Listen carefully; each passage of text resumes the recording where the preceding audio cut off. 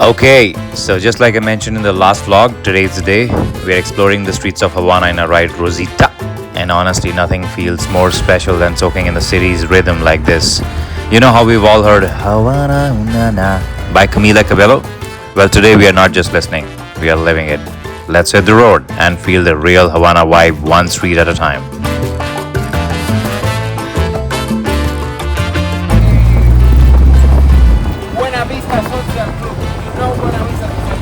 No. Is the best group in Cuba. Okay. Every night is a concert inside the Havana. Okay, so this is my Havana moment, the one I've dreamed about for as long as I can remember. And with that moment, you are now gazing at the American Embassy in Cuba. And just like this today, we are dragging our feet willingly through Havana's history with Shellman as our guide, whom we are going to meet in a few minutes. We shall be covering historical spots that have been around way longer than TikTok trends, and honestly, they're kind of amazing. For example, look at this. This is Hotel Nacional, one of the most iconic and historical hotels in Havana, a true symbol of city's glamour, politics, and intrigue. Honestly saying, I used to be the kind of person who would roll his eyes while studying history in school. But now, I'm totally into it. So if you're someone who feels history rather than just hears it, this is for you. And even if you are just here for the Instagram, don't worry, I've got you covered. I'll give you a quick flyover of each spot, and if you want the full tour experience, hit that link in the description. Or don't, just enjoy the view. So now we are just going to pass by Maceo Park, a historical public square and waterfront park that honors one of Cuba's national heroes, General Antonio Maceo, a key figure in Cuba's fight for independence from Spain. Oh wow. So this is Centro Havana, where buildings are worn but full of stories, where every street hums with life. The traffic, the crumbling facades, even the scattered garbage, it's all part of the rhythm here. It's gritty, it's chaotic, but it's real. And that's what makes it unforgettable. And lined up like a scene from a vintage postcard, Havana's classic cars never fail to steal the show. Bright colors, bold curves, and engines that have outlived time itself. They're not just cars, they're rolling history.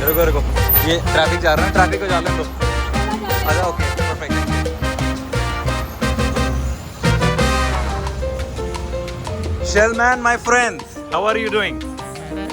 So we're just hanging around for a bit, waiting for a few more tourists to join us. And there you can see El Floridita, the iconic bar that Hemingway made world famous. Well, yes, now you guys are famous. So we've come for a walking tour with this guy that I booked. It's supposed to be a free tour, but it's totally on us, like how much we can tip them. They literally just make money off whatever we tip. So I've not done a walking tour, like a walking guided tour, so I'm like really excited about this one. Let's see how this one goes. So the tourists we were waiting for, turns out they are stuck at breakfast. Coffee over revolution, I guess. No worries, we decided to start the tour without them. That is more quality Havana time for us. We are here in Central Park, Old Havana, standing in front of the very statue ever built to honor Jose Marti. He was Cuba's poet of the people, a freedom fighter, essayist, and a national hero whose words stirred a revolution. Marti wore black every day as a quiet protest, vowing not to wear color until Cuba was free. Around this statue are 26 trees planted to mark his life at the time, and 2 more are still to be added since his birthday falls on 28th of January. You'll find a grander version of him at Plaza de la Revolución, but this one feels different, closer. It's not just a statue, it's a story, a moment, and today we are doing it for the memory. Cafe where all these young people, they used to sit down together and have some good time, celebrate music and all that. And then just on the left hand side at the back you see this simple building which used to be an opera house where all the rich people in Cuba, they used to go. But then what happened, and they used to pay tickets to get inside the opera house. But then what happened that all the people, they started going to this cafe over here, because always the opera house guy was infuriated, or he was annoyed.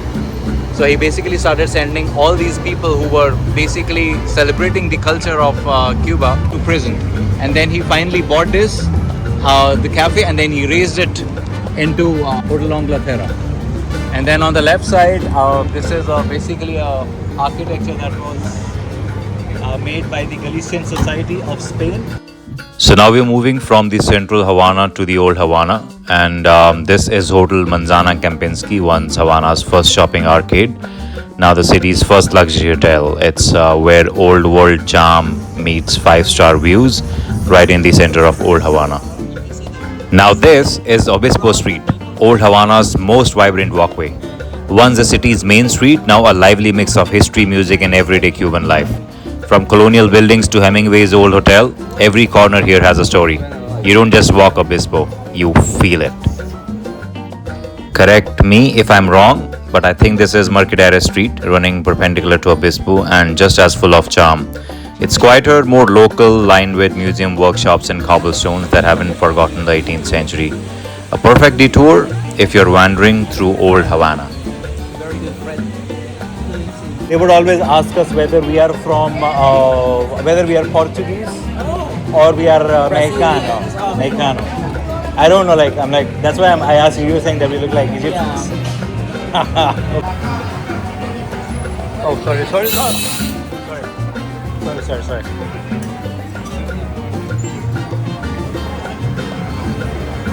Almost killed me. Yeah, these bikes are dangerous because they're moving very fast around.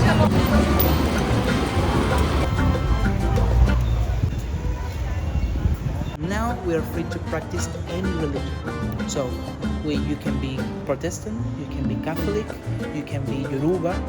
We have Muslims. Because we have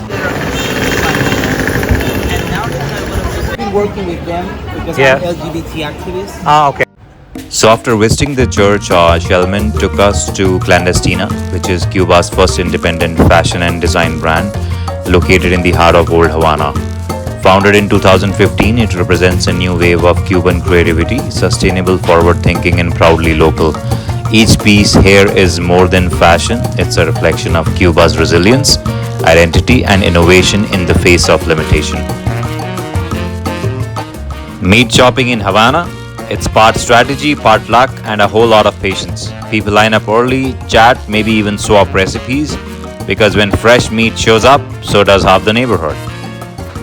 Okay, seems like there's a fruit shop inside too, busting with fresh tropical flavors. People come here not just for the meat, but also for the sweet taste of Cuba. Mangoes, guavas, and pineapples, all ready to brighten your day. It's a little local market where hustle meets the heart.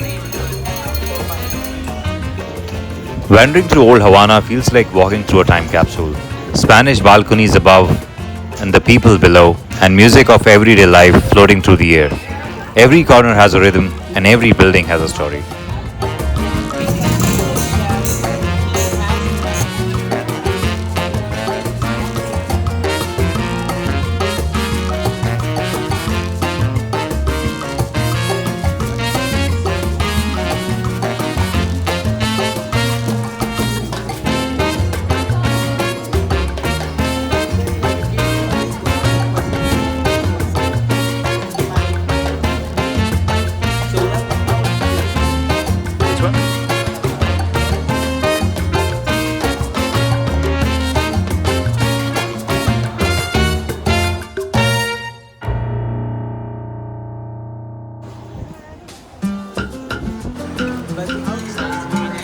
Oye, siempre ha sido el gran amor, Chacha.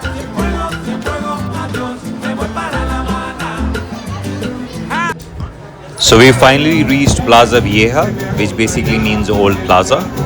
This is Old Havana's most vibrant square. It was once a military parade ground, but today it's a lively mix of cafes, art galleries, and families enjoying the sun. It's the perfect spot to pause, take it all in, and make a memory. So we are right in the center of Plaza Vieja, surrounded by layers of history in every direction. Our guide is busy sharing stories about the buildings, how each balcony, each arc tells a different tale.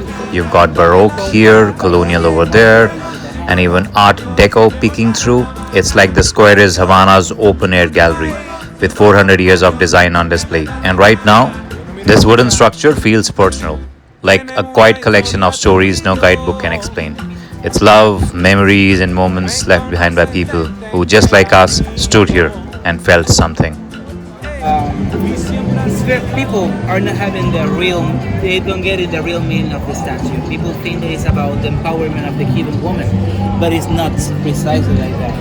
This is a piece of art made by Roberto Favelo, one of the most contemporary Cuban artists, and it's talking about the prostitution of women during the 1990s, the moment that we suffered this special period in time of peace. And these women were doing prostitution but for tourists, when Cuba became very touristic country. If you see, we have very clear symbols. The woman that is bald, here is the universal symbol of the pride of a woman, right? Also, you can see here wearing heels. Heels is the universal symbol of prostitution. She's naked. She's riding a rooster. But you know that in English you can use another word for Exactly, rooster, right? exactly. So that's a game of words as well. Oh, wow. The rooster is having a leg up. That is the moment when she wants to reproduce with the chicken. Let's say it like that. You know? Also, she's having a fork in her hand because she did the prostitution for feed herself or her family. You know. So that's the real meaning. Wow. This statue. I like that. And you consider it like a hem in the middle of the earth. Wow. So Shellman is telling us there are two breweries, but same corner, very different fields. Over there is La Factoria Plaza Vieja, the state-run spot born from Havana's restoration project. And across from it is the private brewery, which is smaller, more offbeat, but serving up those same beers in a laid-back local hangout. Since the public brewery didn't take Canadian dollars, we moved on and found ourselves at a cozy little private spot, La Vitrola.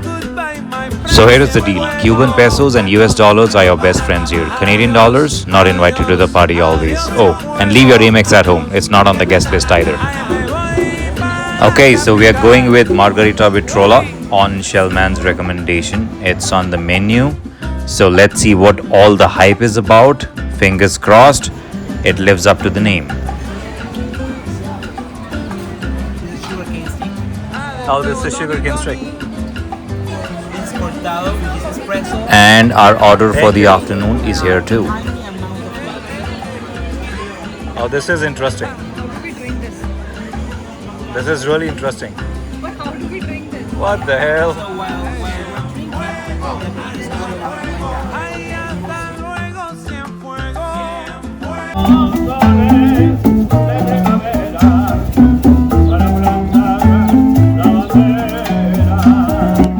One thing I love about the Cuban spirit, you'll see musicians still playing, even if no one is watching.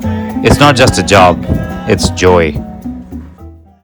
While walking through the old square, also known as Plaza Vieja, we notice inscriptions on the ground.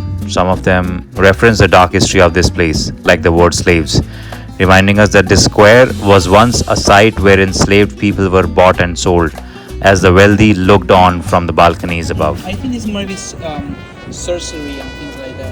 Oh, this one I think is more to tell about the future and all of it. You say it was it looks like it's a representation of the national flower called the butterfly. Okay. In Havana, some stairs lead underground to old cellars, hidden tunnels, or even former parking garages, revealing the city's layered history beneath the streets. In the heart of old Havana lies Salon Curio. Its walls have heard whispers of diplomacy and witnessed the footsteps of global figures. Ban Ki-moon, Antonio Guterres, and Prince Charles, before he wore the crown, all passed through this space. It's not just a room, it's a page in history.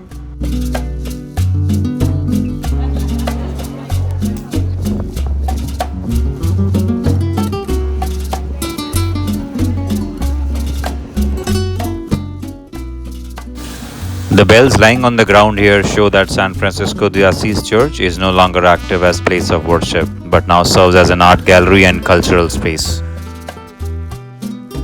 San Francisco de Asís Square dates back to Havana's early days. Built around a centuries-old convent, this charming plaza was once a bustling center for trade and gatherings, linking the city to its busy port.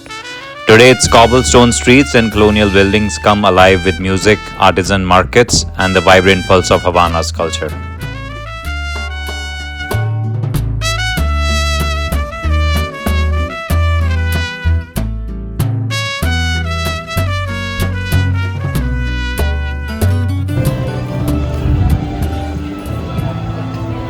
As we pass by, we see a big tour group, and honestly, we feel lucky. It's just the two of us exploring Havana at our own pace.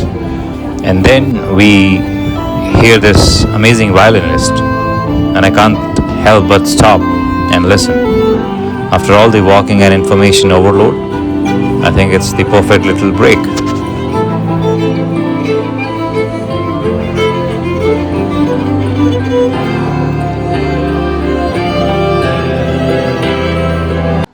Walking past this amazing performer, we arrive at Plaza de Armas. The plaza features a peaceful park with a white marble statue of Carlos Manuel de Cespedes, known as the father of nation who led Cuba's fight for independence.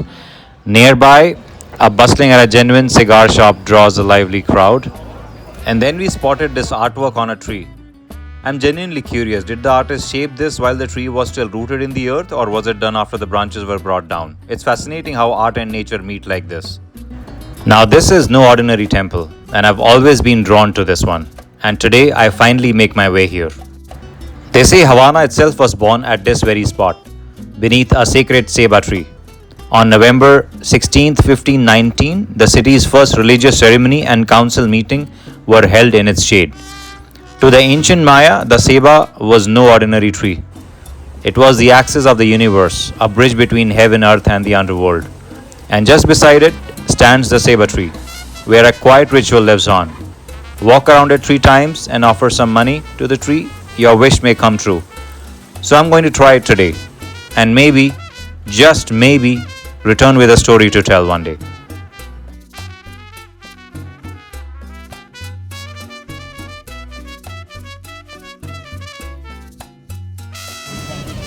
North America. But of course that thing never existed. And he wanted to accomplish the duty that the crowd was asking him. So he gets to North America.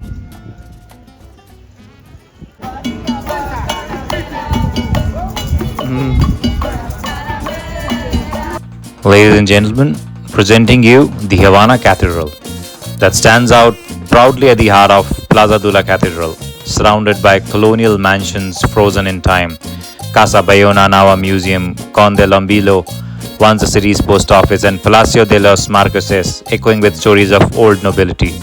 Together they form a quiet Baroque symphony in stone.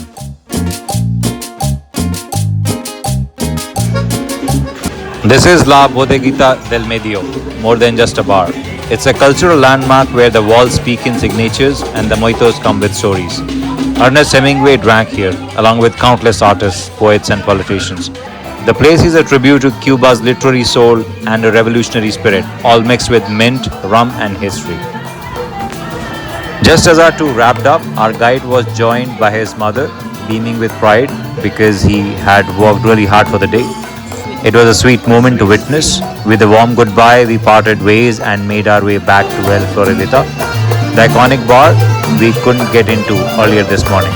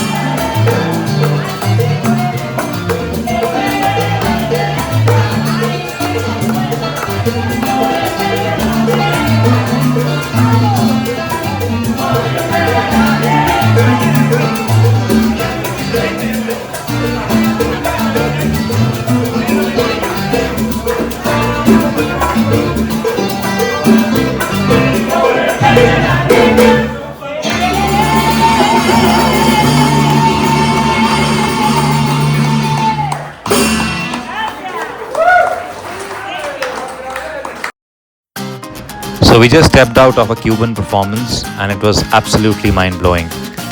Sitting here in this little cocoa taxi, I can't help but feel grateful. Despite the economic challenges people face here, their hearts are big, their talent immense, and their spirit unshakable. Like no one pushes you to buy anything, no one tries to take undue advantage of you. They just share what they have with pride.